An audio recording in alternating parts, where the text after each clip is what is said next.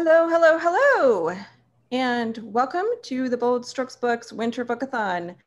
This is our final panel of our middle day, so we have a whole other day tomorrow, but this is the last chance for today. My name is Sandy Lowe, as you all probably know. I am Bold Strokes Books Senior Editor, and we have Kris, Bryant, Missouri Vaun, Toni, Logan, Fiona Riley, Ashley Bartlett, and just joining us at the last minute, Julie Cannon. This panel is Butch, Femme, and Other Pairings, which I'm super excited about. So I am going to start us off with a quick intro question.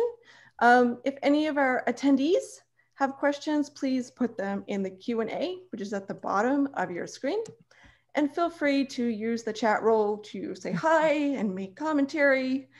We will also be posting a link to our sale if you would like to purchase all these lovely authors' books.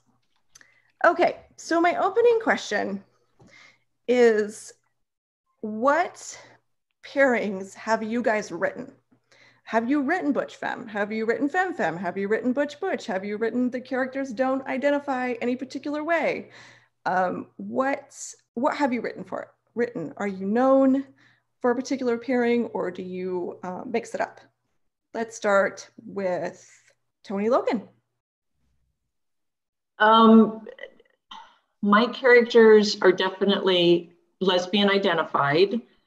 And that being said, I probably write more femme identified characters, but also they're more fluid. They're kind of in the middle of a butch femme characteristic, almost kind of like a unisex, if you will.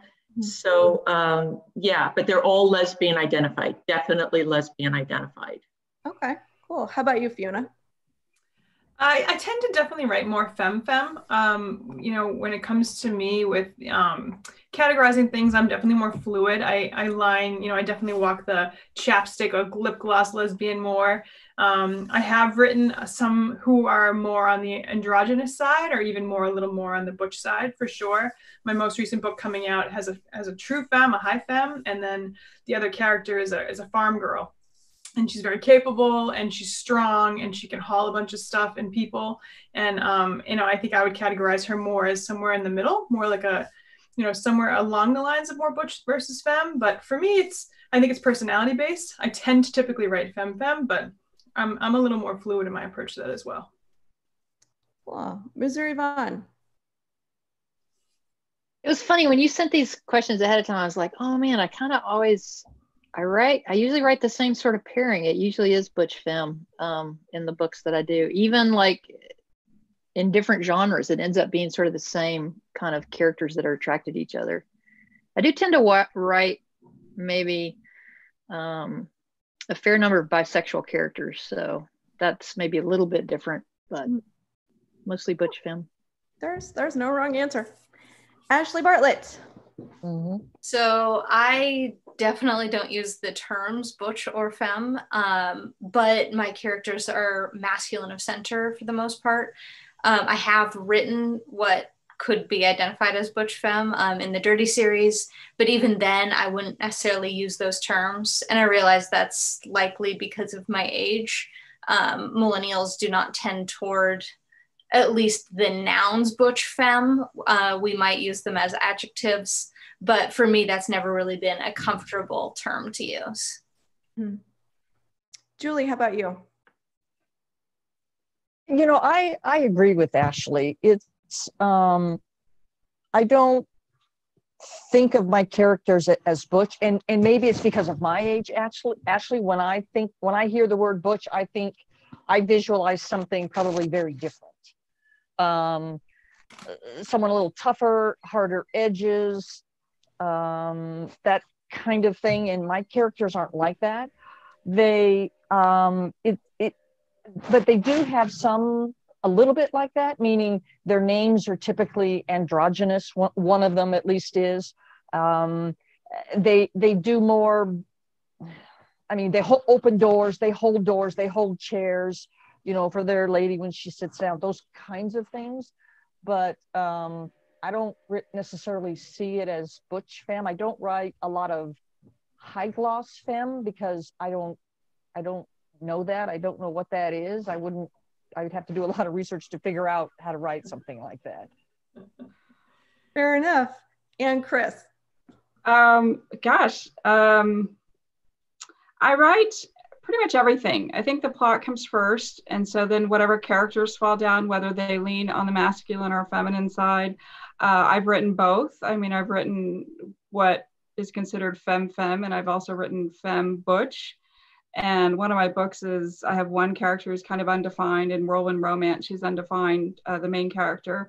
And then the love interest is femme. So I've kind of written it all. It just really depends on how the characters come down to me. Okay, cool.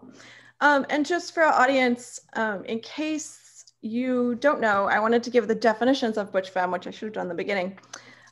So for the purposes of this panel, we are defining butch as identifying primarily as masculine of center and preferring masculine signals and personal appearance and styles. And you just flip that for femme. So feminine of center, feminine appearance, traits, and styles. Alrighty.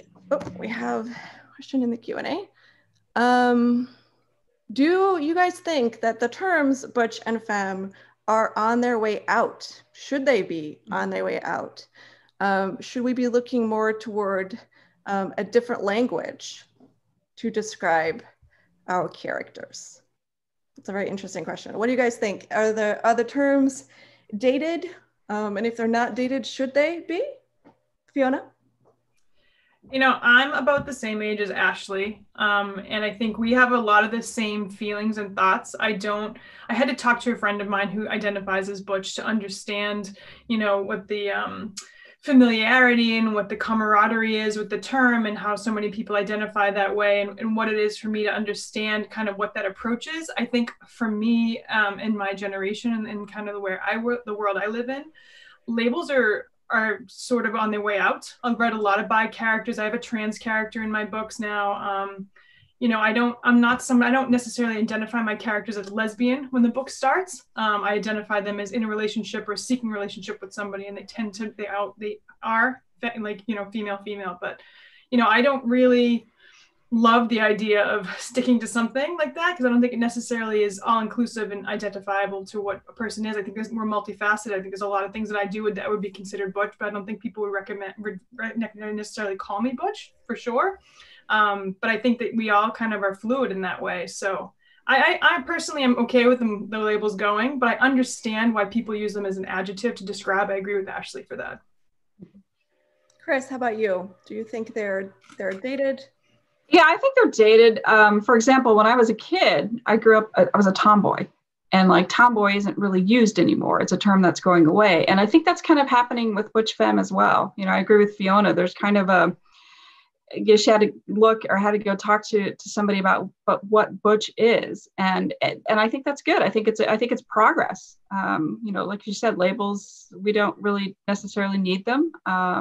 And I agree with you love who you love, whether it's femme, butch, femme. I think it's just a person. Missouri, how about you? Well, I'm agreeing with I'm agreeing with you guys. It's the whole idea, you know, binary versus non-binary, and that language it is very binary, right? So it's sort of, I think it is a little bit dated. My younger friends, none of them use those words, those naming conventions. And it's funny that when I was thinking after I said I write butch femme pairings, but I always like to upend whatever someone's perception of that paradigm is, right? Like as someone who dresses more to the masculine, right, and who gets you sort of get expectations thrust on you that you're going to fall into a certain role that maybe a guy would be expected to fulfill. You know, I think of an example like A lot of times when I'm on an airplane and I'm like standing there waiting to get off the airplane, if there is a woman nearby, she gets really annoyed if I don't help her with her bag. And it always makes my wife laugh, because it's like, she just assumes you're a dude and dudes help people with bags. And I'm like, but I'm not a dude and I'm not helping her with her bag, man. I mean, like, I got my own shit to carry, you know what I'm saying? Anyway, I don't know where I'm going with this, except that like I like to write a character who probably visibly, if you describe them, they're dressed more masculine, but maybe they're super emotional. Maybe they're really sensitive. They don't necessarily fall into the trope of what you would assume that character would be like. And then the same for the more maybe feminine identified character, right? She's not like, I don't know, a wilting flower, you know, she's a strong person. She doesn't need somebody to hold the door for her. So kind of upending some of those expectations, even though the characters present themselves in a certain way. And, you know, I think it might be generational, like some of us have said. Yeah. I just, that's kind of what I think, and what I think I'm hearing people say as well. And I agree. Butch and Femme is you're either one or the other. There's nothing in between, and that's not who people are. We're all kinds of different things. So I think it might be more generational. So I think it is maybe going away because folks don't identify as one or the other so much anymore. So let's riff off that for a minute for those who haven't answered this question. Are there traits that you think identify a character as either a butch or femme? If you write them, or if you were to write them, what traits do you think identified the character? And they don't need to be exclusive. Obviously, as Julie was saying, we're all a mix of everything. But if you as a writer were going to write a butch character or a femme character, how would you signal that to the reader? Ashley. Okay, so I do have to answer the other one first and say that I actually disagree with everyone. I know, my mind is blown too. I don't think the terms should be on their way out. I think that they are constantly evolving as language does. What we used to consider as strictly butch and femme, obviously, I think are problematic, just as heteronormative ideals are problematic. But I don't think that we should take any label that someone identifies with or connects with away from them, because I think there's a great danger in saying there's something wrong with labels. Obviously, many people don't use labels, but a lot of people do. And there's great power in saying I'm queer. Or for someone, there might be the same power in saying I'm butch, or I'm pansexual, or I'm trans. Like, these identifying words have great power. And to say that they're outdated is correct, but also doesn't allow them to evolve and doesn't allow them to maintain that power. So into Sandy's question, I would say, just as gendered things fall into certain categories that are hugely problematic, I think that butch and femme can do the same thing. But we all are quite familiar with the tropes that we see in lesbian fiction, fan fiction, television, movies, where we have the soft-hearted butch. And she's got to look handsome and dress like Paige does. And I think that someone should probably start talking so that I stop talking. So you're calling out my sensitive butch characters now, Ashley. I don't know. I'm gonna a little bit. I want to say for the record too that I would be glad to help any of you with your luggage on an airplane. I just want to clarify that point. I didn't want to sound like a jerk. It's more about an objective. Yes. You know, my wife and I were actually discussing all of this last night in preparation for today, and she pointed out to me that we are both masculine of center. I write only masculine of center because it's a comfortable place for me. Because of that, we are both rewarded when we do anything that falls on either side of the binary sign. So like when we were kids, if we did anything that was feminine, we got a reward. You're acting like a meek little girl like you're supposed to. Good job. But also if we did something that was masculine, and to this day, we are rewarded for it. So if I'm in a work meeting and I take charge of it, then everyone's like, oh, Ashley, you're so good at directing us. And that's a masculine trait that they are celebrating because they didn't expect it from me. Just the same as any woman that I talked to sees my nails and says, oh my God, your nails are painted. They look so great. Well, they don't. I paint them like a teenage boy. They're chipped. It's gross, but it's part of my identity. And I'm still rewarded for it because it's something that I'm supposed to do. That's a great point. Toni, how about you? Are there any traits that you would associate with a butch character or a femme character? You know, I probably fall back to more of the stereotypic traits because of the generation that I was raised in, where it's a femme is definitely somebody that dresses a little more with dresses and frilly, wears the makeup, the lipstick and stuff like that, and butch is more masculine. And I find that when I first started reading lesfic, it seemed like the characters were one or the other, definitely one or the other, and it has definitely progressed to be more fluid, which is nice. And when I write my characters, I don't start out writing them as butch or femme. I see them and I write the description of them, and I kind of leave it up to the reader a little bit to self-identify with them. They're very fluid. So, yeah. I see that a lot in our books. I know a lot of the authors, obviously, and often what an author intends a character to be is not how the reader perceives that character. So that's always very interesting. We have a question in the Q&A about language. In terms of butch femme, what language do you use to describe them? So this attendee is talking about the use of the words beautiful versus handsome. And would you or could you describe a masculine of center character as beautiful? Could you describe a feminine of center character as handsome? Are those terms gendered?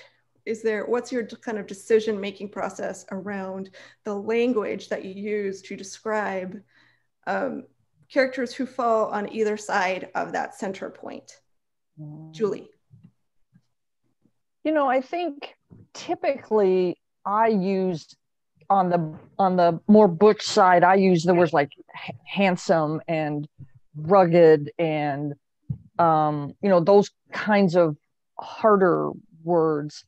But if you think about it, if you have someone who is looking, if you have one of your characters who's looking at one of the butch characters, or the ones that you have portrayed as such, and if they say, she's absolutely beautiful, it's a different way of showing how that character sees that other person. It could be, you could even go so far as to say, my sister would call her ruggedly handsome, whereas I think she's just drop dead gorgeous. And those are two very different viewpoints. So I think there's, what I have seen typically is, there's the more softer words are used to describe the more femme character, and the other way around on the more butch character. But I think, like I said, I think it says a lot when you intermix them too. Yeah, I like that point, that the choice of words says a lot about the character who uses them, as much as it says about the character for whom they are being used. Kris, how about you in terms of word choice? I think I just use words that I want to use. I don't, I actually can probably, I don't know, maybe she won't. But I think people are beautiful. I use the word beautiful. I use the word gorgeous to describe either or all. I don't think I've ever used the word handsome in a book. It's not a word that I use myself really. So I just use the words that I would use, and they just come through. My characters just say certain words, and I don't really see a difference. I don't use a difference for either, whether they're considered femme or butch. I don't think I do. I mean, I say gorgeous a lot, but that's what I was going to say, is you tend to use gorgeous a lot. I use gorgeous a lot. I really do. I mean, I think women are too much. That's also how we talk. I mean, I think as queer people, we tend to avoid words like beautiful and handsome because they're so weighted. So if we choose to use those, it's because it is necessary. But in everyday life, we don't use that. We would say they're sexy, or if you're young, you might say they're fit. That's a gender neutral term for you people. Wait, let me write that down. I've learned We use that tonight. term a lot, Ashley. Thank you very much. Yeah, you're welcome. Okay. So I think that at least in my books, when I use terms like beautiful and handsome, it's very intentional and it's making a point. But I can't see any of us doing that colloquially anyway. Toni, how about you? No, I totally agree. With my characters, when they address each other, it's sexy, it's beautiful, it's everything that I would address. You know, so I write a lot of how I view, even if I view a more like masculine or maybe soft butch woman, I would say I would use the term beautiful on that as well. I really find a lot of beauty in more masculinity too. So yeah, I always go down that road. Cool. Fiona. I find myself relating towards something about the person. Like they have really, luscious lips or really curvy hips or something like that, where I tend to identify something more like that. Like I don't look at a sunset and think it's handsome. I really identify it as it is to me, but also I try to find a characteristic of the person in what I'm writing that I accentuate. So I don't often say like, she's beautiful. I'll say she looks beautiful in that green dress or under those lights, or her confidence is sexy. For me, it's something that I'm drawing attention to. It's not just a blanket statement, because I think everyone's interpretation of beautiful or gorgeous or sexy or whatever is its own thing, but I prefer to match it to something specific to the character. So the next book I have coming out, the other lead is more Mask of Center. And we spend a lot of time talking about her strong shoulders, how great her arms look in a tank top, how the line of her jaw is really alluring to the other partner. So I spend a lot of time identifying a thing about that person that is appealing, and then spending some time on those words. That's more I spend my words on. And if I could interject once more, Kris actually wrote a great line in the book that we just finished editing, or we're in the middle of editing. It's very hard to keep track. But she described the more masculine of center character. She had the femme talking about the masculine of center character and said, she has great skin.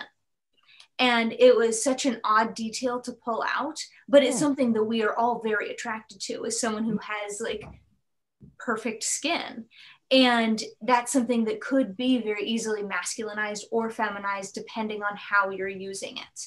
So I think that's something to look at too. Like Fiona said, you're highlighting certain aspects of a person and then gendering language according to that. Great point. In Missouri, how do you use language? Well, I was going to say, I think I agree with Fiona that when it comes to characters, details are what makes them sexy, right? And finding different kinds of ways to, it's one of the things I spend the most time on, is trying to come up with new ways to describe a character that sets them apart from characters I've written before. And not just like physical traits, but, something that evokes a response from people around them, or the person who's attracted to them. I don't know. I try not to use words that get overused, right? So when you guys were talking about sexy, and I try to think of different ways to say sexy. Like one of I think in Love at Cooper's Creek, the more masculine character, she showed up for a date to pick up the woman she's interested in, and she was like, she came out on the porch, and she goes, "Oh my God, that dress needs a safe word." So we all know that was a sexy dress. So that's good. Without having to describe, I try to think I've done enough of where I say, hugged every curve, and like, you know, it's like I was trying to, you know, I really try to think of new ways to give details about characters and sort of give hints at their personality by the language they choose to describe the other character and what they're attracted to, if that makes sense. That's awesome, and that's a great example. All right, we do have a reader who's asking if there's anyone on the panel that writes butch or masculine of center couples together. And I know that Ashley has raised her hand for writing masculine of center couples. Is there anyone else on the panel who has written that pairing? And if not, do you guys have a recommendation for an author that does? I know Rad has a couple. Nightcall, Shadowland, off the top of my head. Anybody else? Okay. All right, let's move on a little to other kinds of pairings.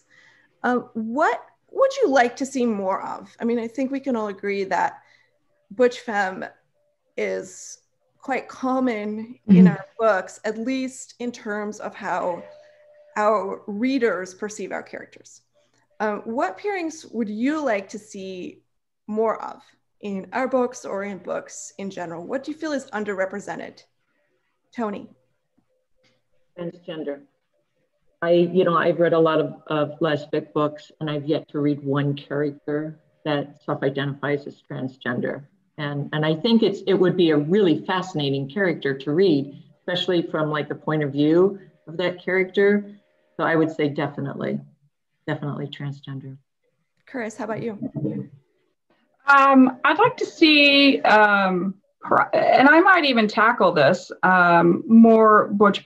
I think I'd like to give it a try, just to, and Ashley's kind of smug over there smiling because she knows she's going to tear it up. I already know that's going to go. Maybe a novella or something to kind of start off. Just as you can do it, Tiger. I believe in you. We should probably tell people that Ashley is Kris's editor, not just the corner, like the person. Not just an angry beta reader. Yeah. Yeah, that's true. Yeah. So I would kind of like to try that. I mean, I think just as a writing thing, and I love all women. I love whether they identify one way or the other, as far as being, more masculine or more feminine. I think I'm attracted to them all. I really am. I don't have a preference. I don't have, I feel like I could probably write butch femme and femme better than I could butch, but I'm willing to give it a shot. Cool. Missouri. Well, it's funny, when you asked this question in advance, I was like, I think for me, and it may just be that I haven't read, that there's these books out there and I just haven't come across them or haven't read them yet, but I think it would be nice to read something where the two main characters are a lot older, like a more, aged up, looking back kind of. I tend to write characters that are like in their 30s, 40s, and I tend to read characters in that age group because you figure like at that age, you've sort of figured things out, but you're still sometimes dumb enough to make mistakes that make books exciting, right? But you feel like older characters maybe don't get as much representation because you feel like they know what they're doing and they've figured life out, but maybe that's not the case, and it might be interesting. I find that I'm drawn to poets who are older, who have a lot of life experience, who are looking back, and that is really interesting. So I don't know. Cool, great answer. Julie, what would you like to see more of? A butch storyline would be really interesting because I would like to see one of them kind of more explore their non-butch side, whatever that may be. There's a certain, again, in my view, there's certain thoughts and actions and behaviors that individual has to portray to fit their character of being butch, and if you're in a relationship with someone like that, you end up being strong enough to be on the softer side, and I wrote a short story once many years ago, and I don't even remember what it's called, but it was all about a butch who actually wanted to be taken and taken over instead of being the one that was like the alpha out there. She wanted to, but she had this image, and there's no way that she could do it because everybody saw her a different way. So I think that would be interesting. The comment about older, I read somewhere that they don't, that age group doesn't necessarily sell as well as the 30 to 40-year-old age bracket. And I don't know if it's because people that are in that age group want to go back and relive their 30s or 40s or what, but I think that would be really interesting too. Someone just has a book coming out with us that has a full-figured woman in it, and I'm going to talk to her about it tomorrow. I can't remember what the book the title was. Do you know, Sandy? What's it? Body Language by Renee Roman. Body Language, right? Yes, that's right. And I can't wait to read that, because one of her characters is not 5'10" and 135 pounds. I don't know what she is. She's probably 5'5" and 205 pounds. I don't know, but I'm really interested to read that and see how that character is portrayed, because that's real life, and that's what it is. Mm-hmm. For sure. Ashley, how about you? What do you feel is underrepresented? Mask. Shocker. And that's not just in lesbic, that's movies, that's television, that's everywhere. And that's our own ingrained homophobia and heterosexism and misogyny, really, because we want women to behave in certain ways, and we expect to see that in our media. For sure. So this is just a kind of a random question that popped into my head for you, Ashley. Why do you think Femme is popular, but masculine isn't? Is that a trick question? I think we sexualize women, and so it's easy to put that sexualization onto femme women. Again, it's misogyny to some extent, because women are objects of lust, and so it's very easy for us to put them into roles where they are either being taken or are doing the taking, but regardless, they have to be feminine women. Anything beyond that, we have to start thinking, and thinking is really uncomfortable. Right, cool. Fiona, what do you feel is underrepresented? For me, I think, and this is something Julie mentioned too, I think for some of us, it's where we are in our life. So for me, whether it's, you're older and you're looking back and you want to regain some of your, younger years, for me, it's families. I have 2 very small kids, and I don't see a lot of families represented in lesfic. In the next book I have that I'm working on now, I have a woman trying to start a family on her own, and like that sort of thing for me, like I understand how some people really don't like children. I understand how that goes, but for me, it's really pertinent to my life right now, and developing who I am as a lesbian and as a mom and as somebody who identifies as queer, and then having children and that, and having relationships around that. That's something that I'm really interested in. I'm interested in seeing more families and family building, maybe even the beginning of a relationship, and seeing how you navigate, a new relationship while you're trying to start a family, because they don't always have to go together. You don't have to necessarily be with a partner to have a child. And for me, that's something that's really pertinent that I'm curious about. I'd like to see more of. Cool, I love that. Okay, we have a question from the Q&A. Do your characters' gender or presentation affect how they interact in love scenes? We touched on this a little bit, kind of with some of Julie's comments about her story that she wrote. Do you write your characters differently in love scenes depending on their gender presentation, their preferences? Missouri? Make Missouri blush. I know. I'm maybe just a little bit that I write them that way. I mean, personally, I'm drawn to really strong women who present in the more feminine way. So I tend to like write those kind of scenes in my books. I don't know. I mean, that's the beauty of being a writer, right? Is you get to write things that you find attractive. So I don't know if that answers your question. I'm glad. I hope Evelyn's not listening to this. Anyway. Toni, she's a very tough beta reader, just so you know. If there's anything that's too cliche about, you know, the quote unquote more feminine character, she's like, no.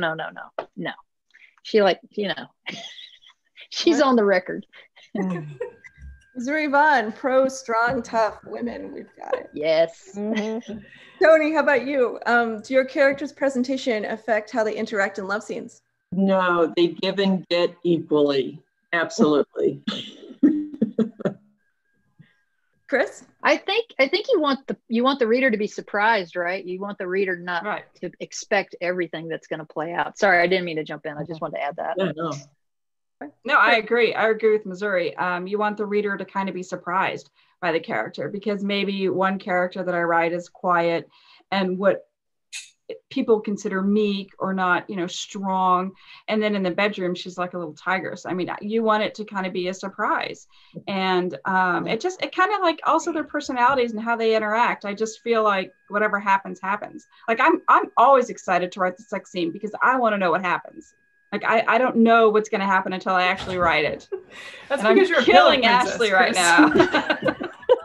Kris is a solid bottom. That's why she likes it. Stop it.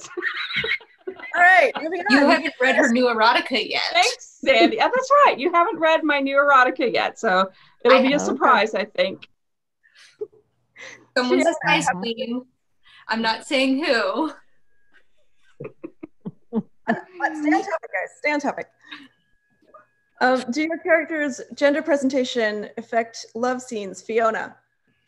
I tend to write a really dominant, successful, powerful, confident femme. So I would say both of my characters are always confident. I think confidence is very sexy.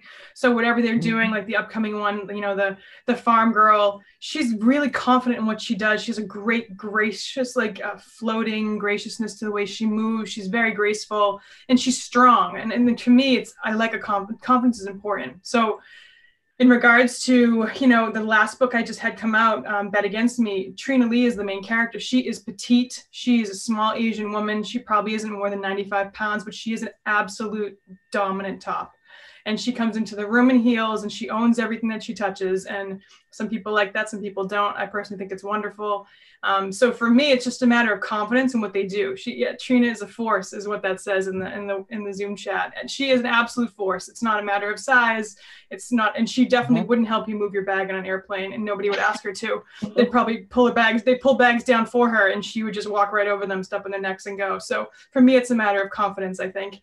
And I think that that's really more what it determines. I tend to write a dominant, strong femme, but just because I like confidence. Julie?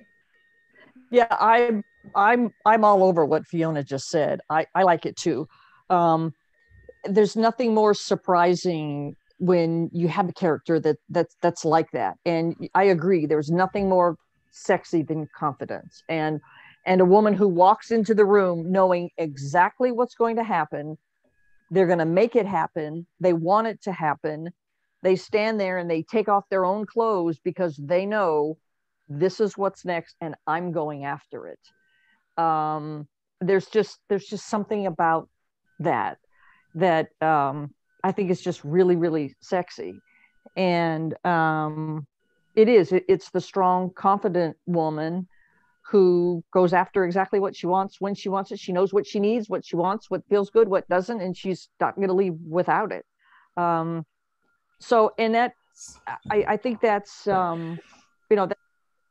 that's just some of the things that I'm really interested in. And so I try to put that in some of my in all of my characters, to some extent.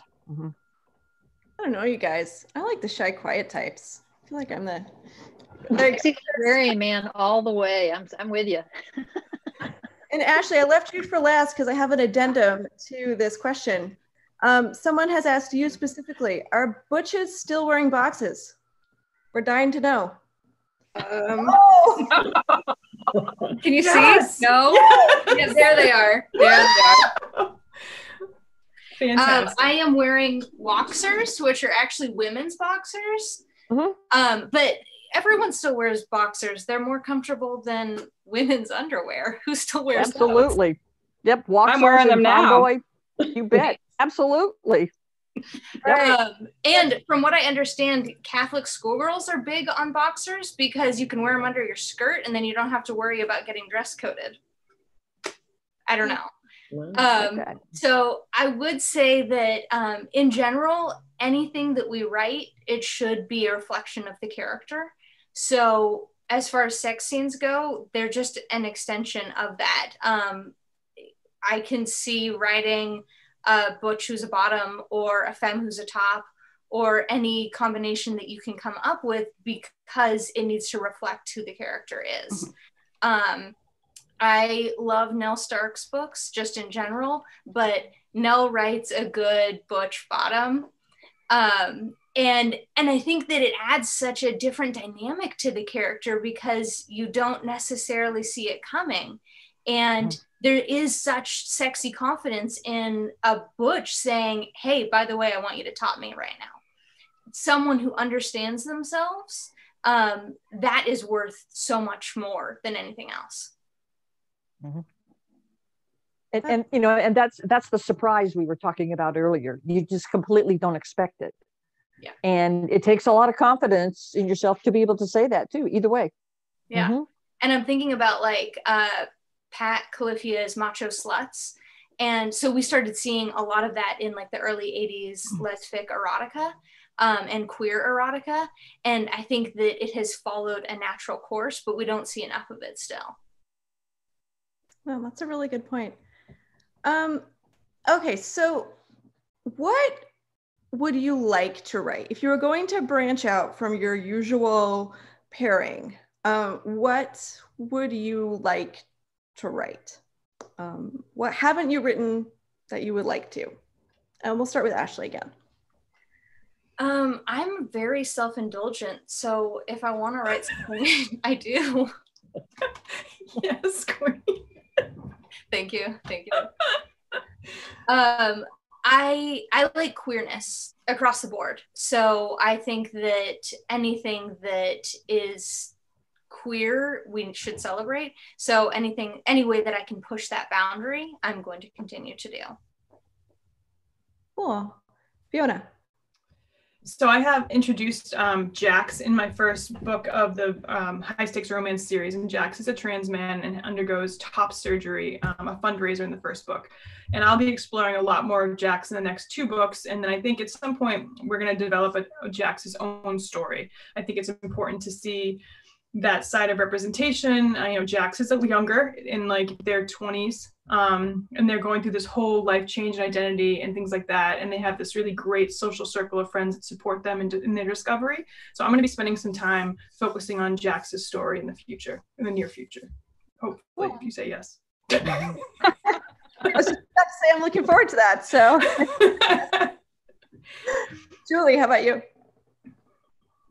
I'd like to have a little bit more diversity in my characters in terms of different physical abilities. I did write a story where a woman had a prosthetic leg, and I thought that was really interesting. I obviously didn't need to do a ton of research and talk to a lot of people, and it really expanded my viewpoint on some of the challenges that individuals that are differently abled are. And so I think I'd like to explore that a little bit more. Any kind of quirky thing that makes us different. Maybe something, not that it's quirky, but some sort of mental illness, someone that has high anxiety, maybe never can't leave the apartment or something like that. I think that would be interesting to try to explore a little bit. Cool. Toni, how about you? What haven't you written that you would like to? You know, I'm going to go back to the Butch pairing and the conflict that will bring up. I think I write mostly Femme pairings, and I think that because they're more Femme, the characters that I write, there's a lot of give and take between them. It would be interesting to write 2 really strong Butch characters. and to see how they would interact with conflict and the give and the take. Well, I know you mentioned, Kris, too, that you're interested in writing Butch as well. Do you have anything to kind of tag on to Toni's comment? Not really. I mean, I agree it's going to be challenging, and I know that Ashley will put me through the ringer on this one for sure. So she's already looking forward to it. So yeah, just more of a challenge, and I want to get things right, you know. And Ashley's great because, you know, she'll tell me if I say the wrong things or do the wrong things because I just don't know. And so I need to better educate myself and just kind of have fun with something I haven't written before. That's cool. I will interject here that Kris is very good at listening. And also she is good at pushing back against me when I'm wrong. So I do appreciate that she's willing to learn and also willing to teach me. Cool. And Missouri, what have you not written yet that you would like to? Well, I was giving this some thought as everybody was answering, and I think maybe not that I haven't written it before, but I've written one historical fiction novel about the Kansas frontier, and I had so much research left over after that book. I have wanted to write another story, and one of the aspects of the previous book was that one of the characters dressed as a man basically to go west. And once I started researching that book, I went down this rabbit hole realizing how many women did that, and for various reasons. And I would like to take one of those other experiences and spin out another story based on some of that first person research I had. It's pretty fascinating and an interesting era to even think and write about gender and how they thought about, you know, they didn't even have the word queer. They didn't know what homosexual meant. It was like a whole different way of thinking about the binary structure of the sexes. And so it's a little bit of a challenge to write because you have to turn off that modern side of your brain and really put yourself in that era. But it's also, I don't know, it's just an interesting story to explore. So I haven't pitched it to you yet, Sandy, but it's back there. It's been in the back of my head. I always learn so much listening to these panels about things I didn't know the authors are working on. It's like, really? I know that.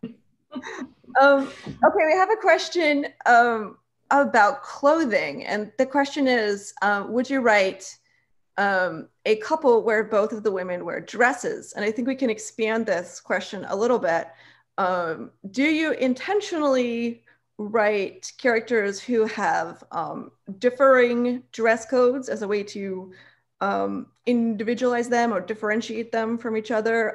Does it matter? Does it not matter how they dress? Is it part of their gender presentation or no? Julie. I think it's part of their character, which does lead into their gender presentation. I think and the way that I use it is a way to help explain a little bit more about the character. So there's nothing more sexy than two people all dressed up going to a high class, high dollar cocktail party or something like that, and how they dress. You know, someone might be in a tuxedo or tie and tails, and the other one is in a beautiful a beautiful gown that needs a safe word kind of thing. So I think it's, to me, the clothing kind of makes the character, and it pulls what the character themselves is, as well as how the other character views that person as well. Yeah, that's a good point. Toni, how about you? Does your character's clothing reflect their gender presentation? You know, for my characters, no. A lot of them dress very casually: jeans, boots, flip-flops, t-shirts, very unisex in their dress. So I don't use that to really identify the characters. Cool. Kris. Yes, mine do. For the books that I write that are considered butch femme, I do have a masculine dressed character with a female feminine dress, frilly, tight heels.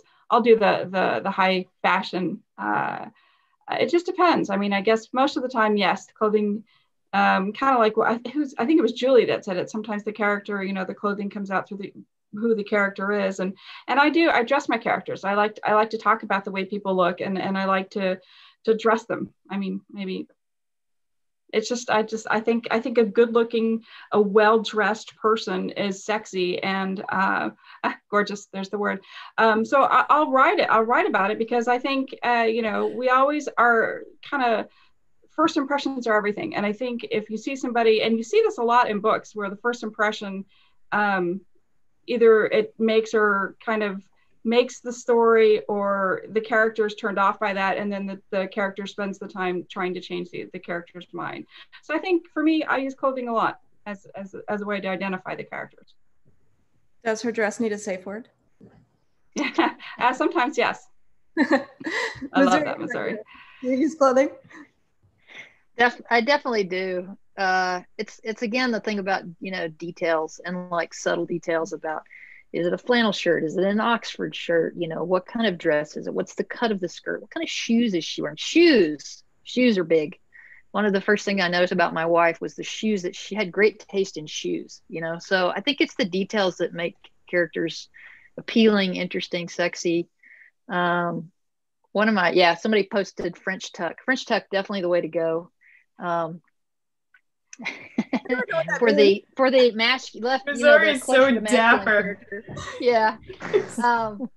In a recent book, the one I'm going to read tomorrow, one of the characters is frequently wearing vintage Star Wars t-shirts under a hoodie. So I mean, that right there tells you what kind of person she is, that she's wearing vintage Star Wars gear. So, you know, I don't know, clothing, details in clothing tell you a lot about a character. Ashley, how about you? Do you use clothing? Absolutely. With the recent books, since I have two mask characters, I do differentiate. So one of them, who starts out as a police detective, wears a lot of chinos, button-ups, ties, tie clips. The first thing she does when she walks in is take off her tie clip and loosen her tie. And the other one is a drug dealer, and she wears Converse and jeans and cut-off tank tops. And that is something that's fun to play with, especially because I've seen them through all of the seasons at this point. And also, once Laurel left the police force, I had to change the way that she dressed, because she didn't need to dress up nearly as much. But that still means that she's wearing a lot of cuffed chinos now with boat shoes and t-shirts. And so, you know, one is a Gap ad and one is a Zumiez ad, or Tilly's, I guess now. But you can do a lot with clothing, even if you're within one gender presentation.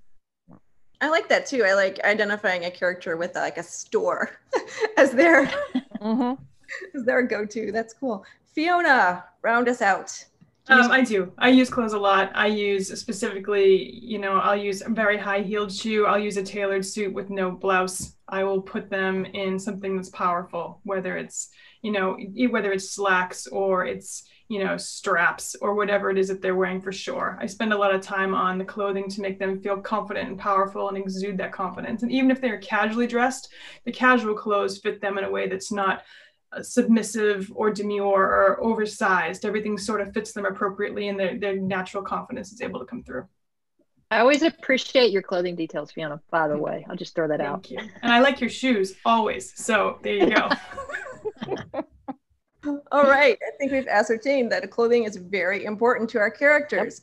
Yep. Us too. We are over time, but I'm the boss, so I get to do that.